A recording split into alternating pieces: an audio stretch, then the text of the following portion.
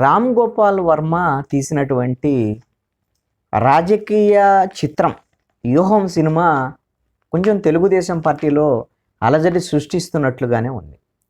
ఎన్నికల సమీపిస్తున్నటువంటి వేళ వ్యూహంకి సంబంధించినటువంటి 2 పార్టులుగా రామ్ గోపాల్ వర్మ సినిమా తీశారు.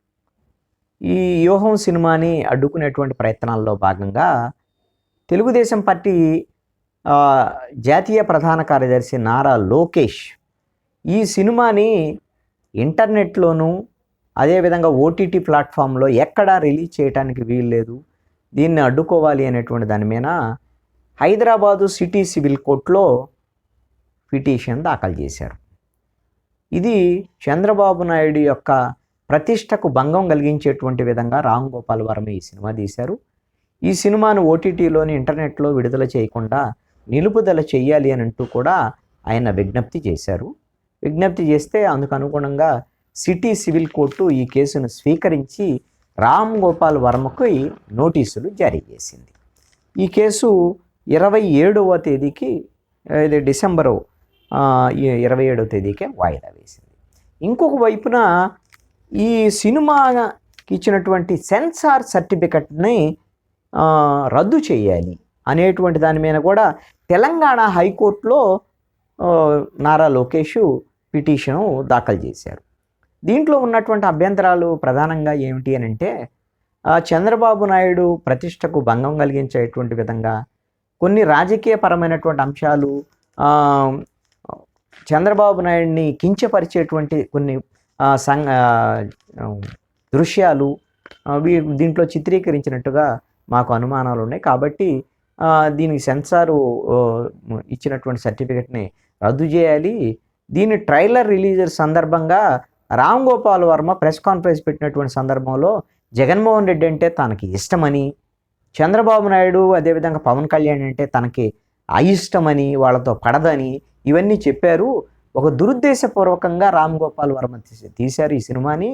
రామ్దూత క్రియేషన్స్ పేరుతో వైఎస్ జగన్మోహన్ రెడ్డే పెట్టుబడి పెట్టి ఈ సినిమా తీయించాడు ఎన్నికలు సమీపిస్తున్నటువంటి వేళ.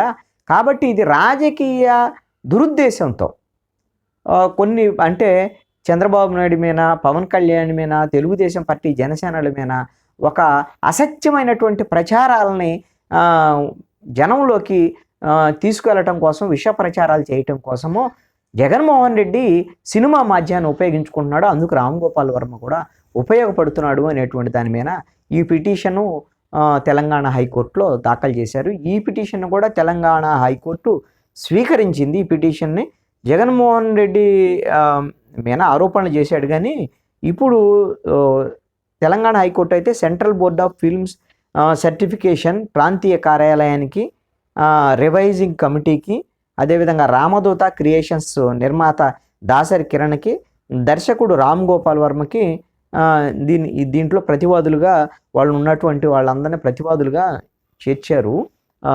ఆ విధంగా పిటిషన్ వేశారు. జగన్మోహన్ రెడ్డి నేను ప్రతివాదులుగా చేర్చలేదు నారా లోకేష్ అయితే. ఈ సినిమాకి సంబంధించినటువంటి వాళ్ళని చేర్చారు. మరి ఈ పిటిషన్ స్వీకరించింది కాబట్టి మరి వాళ్ళకి నోటీసులు జారీ చేస్తా లేదా అనేది భవిష్యత్తులో తెలియాలి.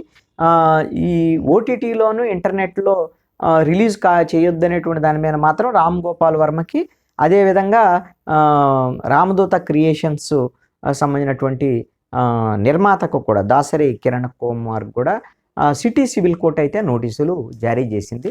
మరి ఏమవుతుంది ఈ సినిమాకి సంబంధించినటువంటి వ్యవహారం ఏంది అనేటువంటిది, ఈ సినిమాని తెలుగుదేశం పార్టీ ఎన్నికల వరకు అడ్డుకోగలదా, ఉన్నటువంటి అవాంతరాలని అధిగమించి రామ్ గోపాల్ వర్మ ఈ సినిమాని ప్రజల ముందుకి విడుదల చేయగలుగుతారా అనేటువంటిది చూడాల్సినటువంటి అవసరం.